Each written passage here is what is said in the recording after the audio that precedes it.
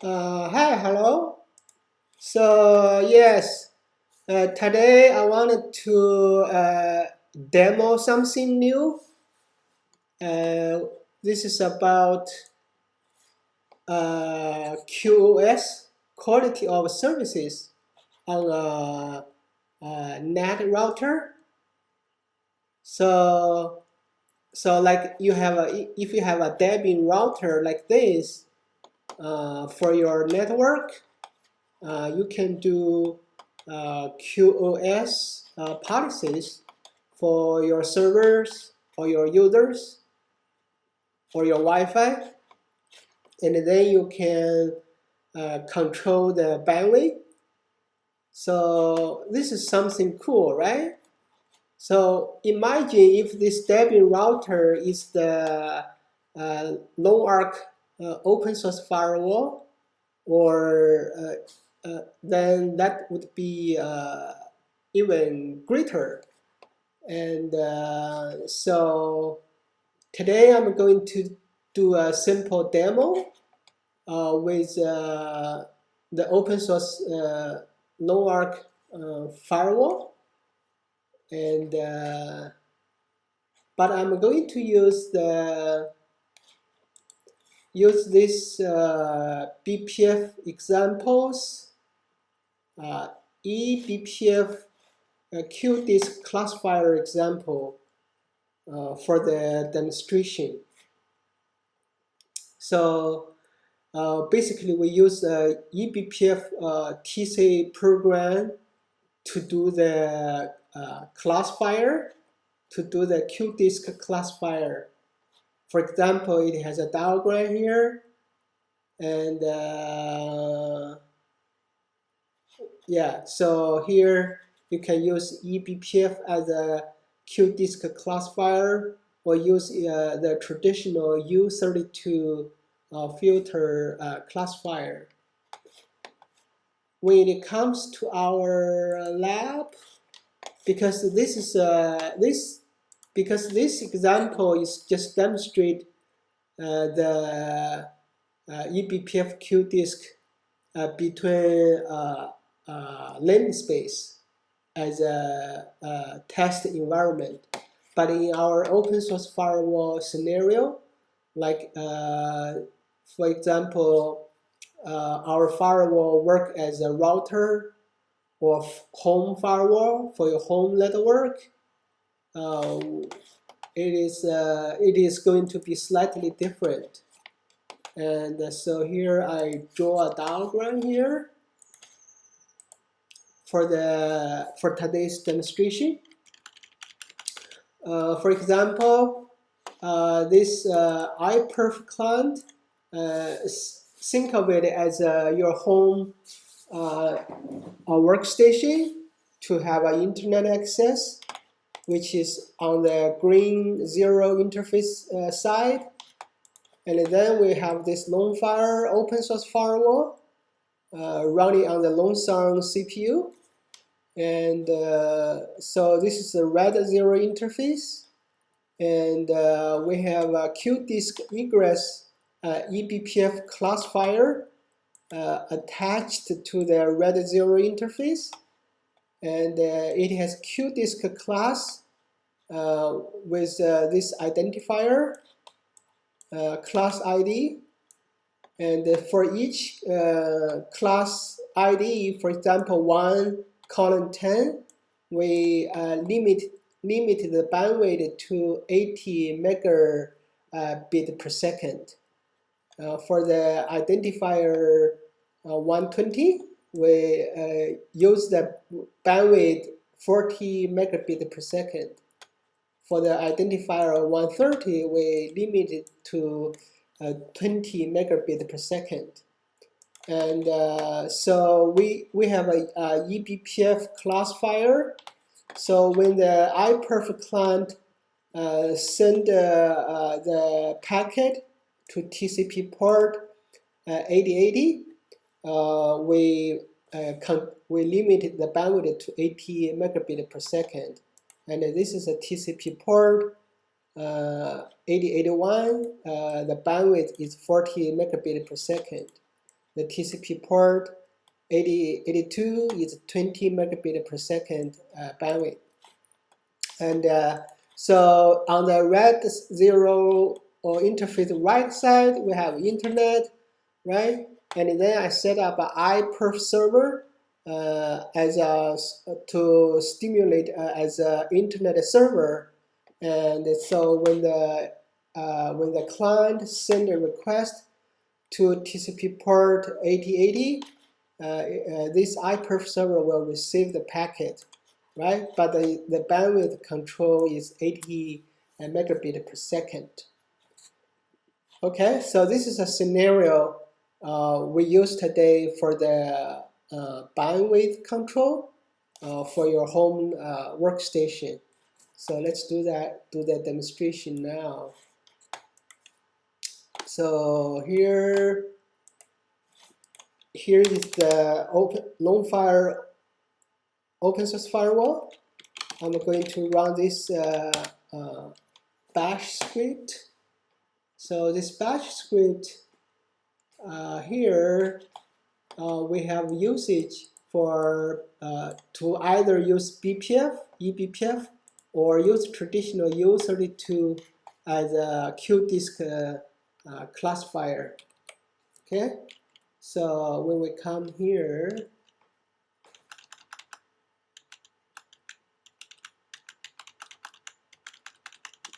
for example, when we set up the filter, if we use BPF, we will attach BPF program here to the red 0 interface. The L underscore dev is the red 0 interface. Of course, we can run in a U32 traditional U32 mode, which also can add like this is a classifier to use U32 for the port, right?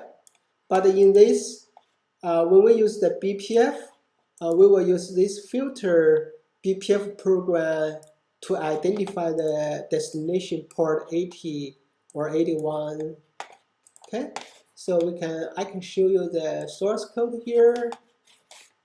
Our browser here,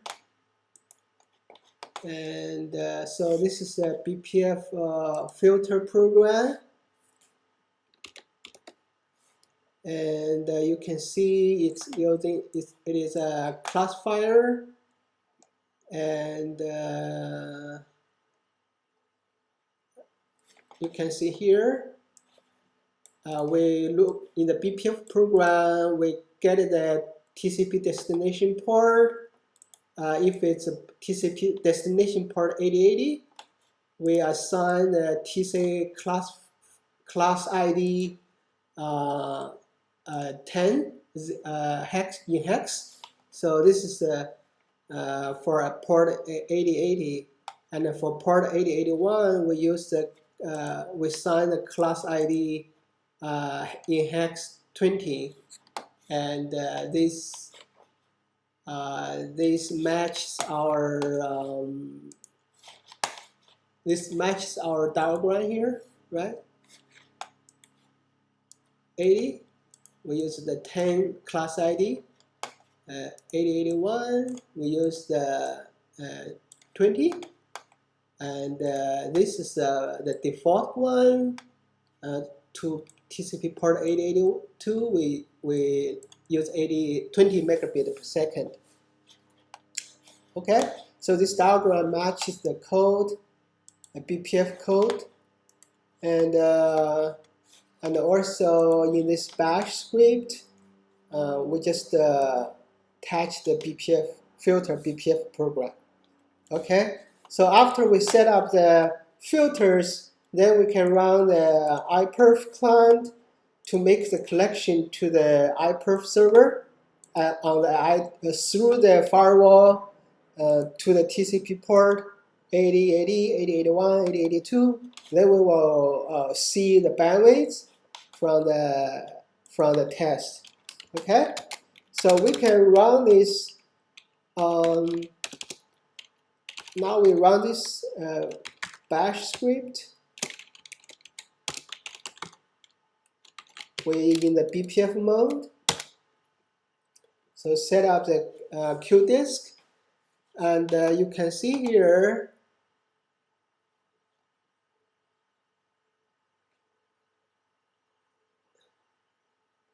So you can see here when the iPerf client connects to TCP port 8080, the bandwidth is limited to 7775 megabit per second, which is like if we look at the bash script again, 8080. Here 8080 is the one identifier 110. So here is the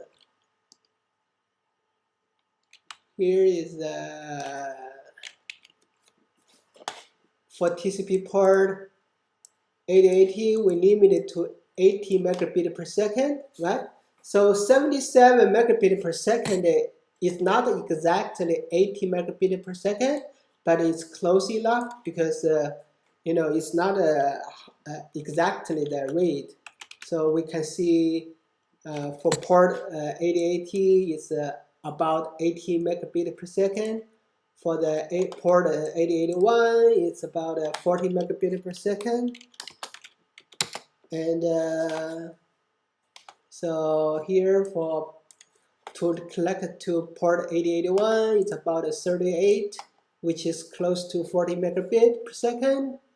So the default one to TCP port 8082 is about 20 megabit per second, right? So this is a default. It's 20 megabit per second for TCP port 8082. And so in the filter program, the same, right? Port 8080, identifier 110, port 8081, identifier 20 in hex. So, and for the, where's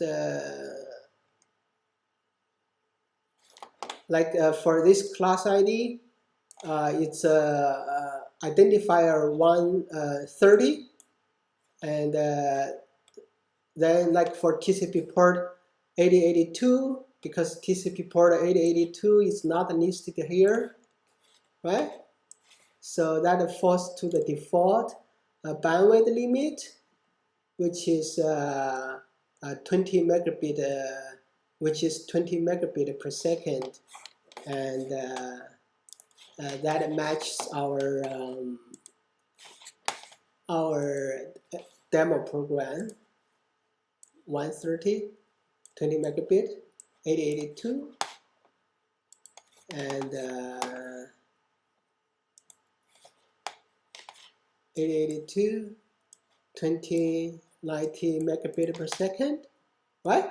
So this shows us we can use a eBPF filter for the bandwidth control, for the to identify the traffic, TCP port, and do the bandwidth control.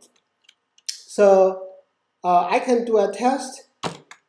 Like we can just remove the Q disk setup on the Red 0 interface. Okay. So we removed the setup. Then let's run iPerf again. We will see much higher bandwidth. See, it's close to 949 megabit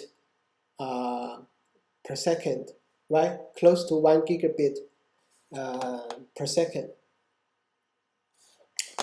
And so that's the setup. That's the demo on the LoongFire itself. We can also do the test from from the actual, so we just did the test on the open source firewall itself, running eBPF, but we also want to run eBPF client on this client machine, right? So we needed to set it up again on the LoongFire firewall. We just run this BPF. So this is a test on the open source firewall itself. And the bandwidth control is in effect. And now let's send the test from actual the actual eBPF client workstation in the home network. Let's first send a port to the port 8082. This is the eBPF server destination, eBPF server. So this should be about 20 megabit per second, right? Yeah, so it's like 1823. It's close to 20 megabit per second. So if we send it to port 8081, it is about 40 megabit per second. Yeah, it's close to 40 megabit per second. To 8080, which should be close to 80 megabit per second, right? So from the client, the actual client, we can also do the bandwidth control based on the destination TCP port. We can also do the bandwidth control based on the source IP or destination IP. Basically, we just change the code here in the classifier. Instead of a classify on the TCP port, destination port, we can also add the code based on the destination IP, and then assign the equivalent class ID to the packet. So yeah, and I believe eventually we can achieve this scenario for different users, like servers, users, Wi-Fi, and we can achieve that through eBPF program. Yeah. Okay, so that's it, and thanks for watching.